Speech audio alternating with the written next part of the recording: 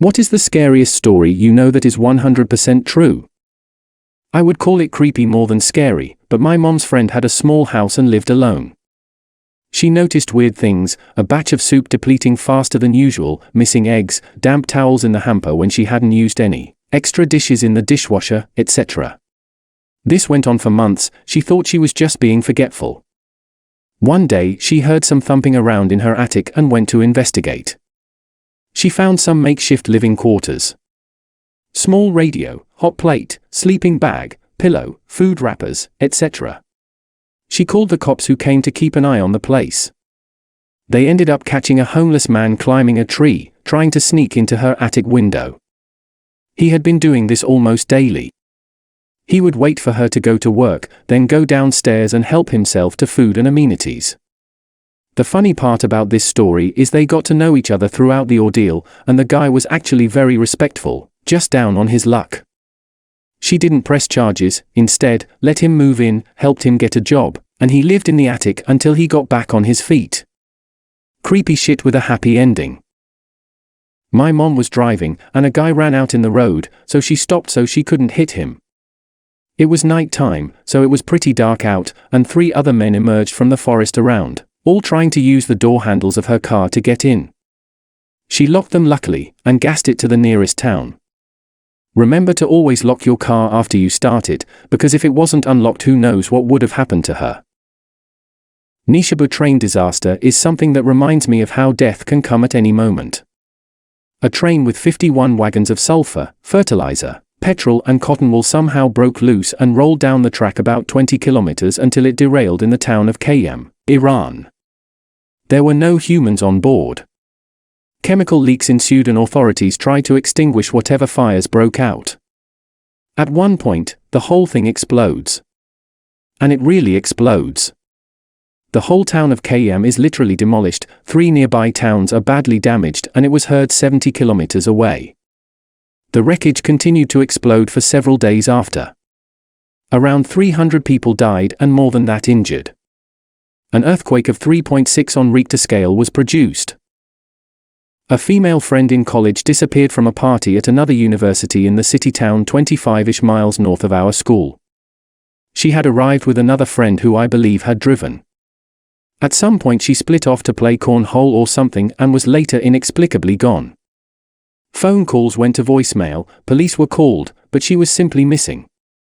About 10 days later she was found by a homeless man who witnessed her crawling up to a bus stop in the city, begging for help. She had broken a leg and an arm, and was in very bad shape. At the quite large party she had her drink secretly drugged and was then led off by a group of men into their vehicle. She was taken to an apartment where she was drugged, repeatedly raped, and locked in a small room in between with a bucket to use as a bathroom. At one point after being injected with heroin and raped, she somehow managed to convince one of her captors to allow her to use the actual bathroom to clean herself up. This bathroom had a small window to the outside, and with the shower running, she managed to squeeze out and fell from the 3rd story into a large hedge bush. From there she crawled from the apartment complex to the road and bus stop, where the homeless man saw her and called police. Many cars stopped upon seeing her, making her captives unable to recapture her. 3 men were later arrested for the crime after surveillance cameras allowed police to locate the apartment which she jumped from. She returned to our university almost 2 years later, graduated, and became a nurse. She was obviously traumatized, never partied again, carried a gun everywhere she could, and somehow moved on with life. It was a terrifying tale none of us ever forgot. She was an 18-year-old freshman when the incident happened. My friend's boss bought an Audi A4 convertible, back when they were new and interesting. One of the talking points was the pop-up roll hoops that were hidden unless you rolled it. A few months after buying it he got to test those roll hoops out, as he lost control and skidded down a steep bank about 35 feet deep. The roll hoops did their job, and he survived with just cuts and scratches from the bushes he'd plowed through. The car ended up the right way up and he got out, walked back up the bank to the side of the road, then got on the phone to the police to report the accident. While he was standing there, a driver from a car that had seen the accident came over to speak to him. Approaching from behind, the other driver asked if he was okay. My friend's boss turned around to reply and dropped dead. His neck had been fractured, but was in one piece right up until he turned his head, when it severed his spinal cord. Various torture murders are probably the most horrific things I've read about. Junko Furuta, who was a perfectly normal girl until she was kidnapped off the street by a gang for no reason, purely wrong place, wrong time, according to Japanese sources, and unimaginably raped and tortured to death over 44 days. Kiki Camarena, a DEA agent in Mexico who was kidnapped by the Guadalajara cartel and tortured to death over about 3 days. His story is the central focus of the show Narcos, Mexico, but from what I've read, his death was even more brutal than what they make it out to be. A detail consistent in both is that they brought in a doctor to revive him numerous times when he got too close to death, and keep him conscious so he couldn't pass out from the pain. Kellyanne Bates, who was groomed from a young age by a scumbag who eventually killed her slowly over the course of about a month in their apartment. Her injuries were so horrific the jury at the guy's trial had to get counseling. For example, her eyes were missing and there were stab wounds in the sockets. The Hello Kitty murder in China, where a man and his about 13-year-old girlfriend kidnapped a prostitute who had supposedly stolen from him, even though sources say she had paid him back with interest, tortured her to death, and then stuffed her corpse into a Hello Kitty toy. Sylvia likens I got sick just reading the name again. I was thinking of adding it here but couldn't remember the last name. It was almost a relief after decades of this story sticking with me, and there was no way I could make myself go and look it up. Read it here and instantly I am sick. They emulated that poor girl. They used her sister as a coercive threat. The caregiver not only encouraged her own children to torture Sylvia, but the neighborhood kids also came around and participated. Cops came to the house even. But the lack of punishment, the fact every participant paroled out and went on to become school teachers and ministers. Not as scary as some of the stories here, but I was pretty horrified when my dad told me the story. There are some really big houses in the woods in my hometown. One of the owners went out drinking with his buddies and realized he forgot the key to the gate when he got home. So he decided to just climb the gate. While climbing in his drunken state, he slips and his leg gets pierced by one of the spikes on the gate. He was hanging there but too afraid to call for his wife. Since he was sure she would just open the automatic gate from inside the house, and since it was one of those gates that slides to the side, it would just rip his leg off if she did. He was hanging there the entire night until his wife woke up, saw him and called the fire department. My dad, who is one of the firefighters that showed up, said they had to saw off the spike to get him off.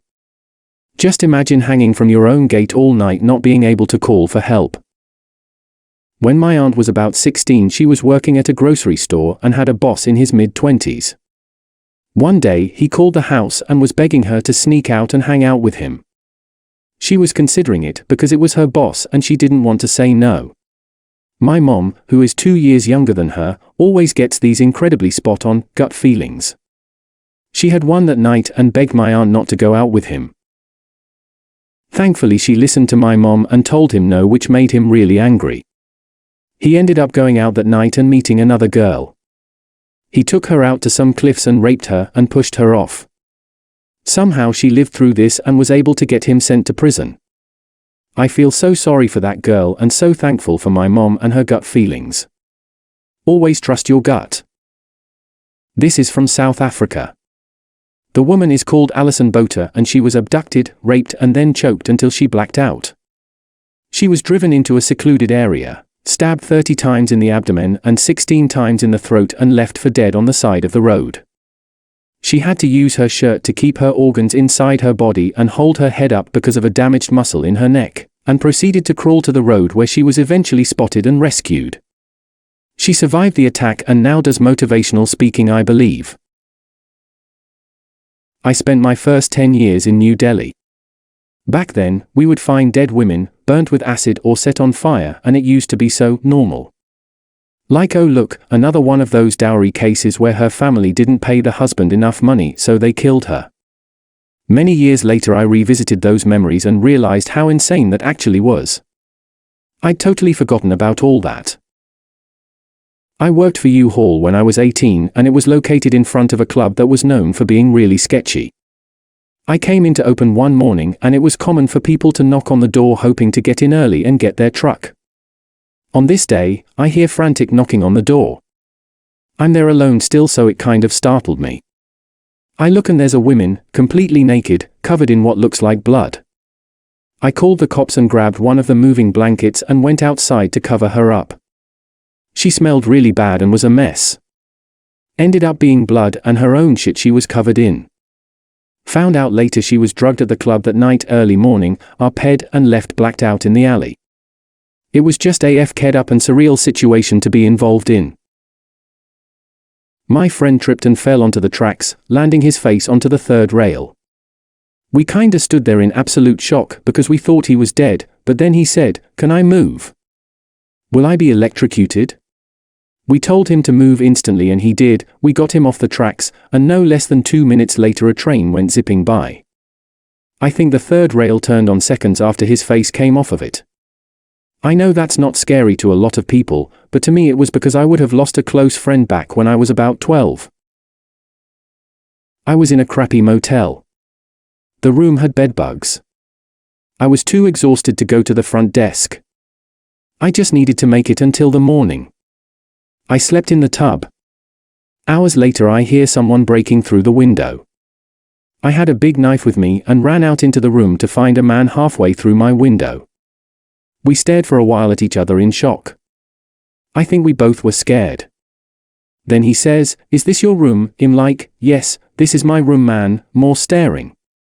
Then he slowly starts backing out while cursing me for leaving my window unlocked and not expecting him to break in. Guy goes into a small building and dies. Later, investigator shows up and sees the body, calls 911 and then dies. Paramedics show up to help them, then die. The reason? Oxygen levels at head height were normal. Oxygen levels when bent over was basically zero. Bending over in this room killed 4 people by asphyxiation. Edit, they could breathe. The air they were breathing contained no oxygen. The human body can't tell the difference. Amateur rugby. Guy gets hit pretty hard and dislocates his hip. While waiting for the ambulance, a guy runs up saying he's a physio and can at least relocate the joint. He cracks the hip back into its socket and the guy screams. One of his testicles had been jolted out of place in the accident and had been chilling out in the empty hip socket. Squish. There was a woman who worked in a science lab who spilled 2 drops of organic mercury on the back of her gloved hand. Those 2 drops destroyed her entire nervous system and brain.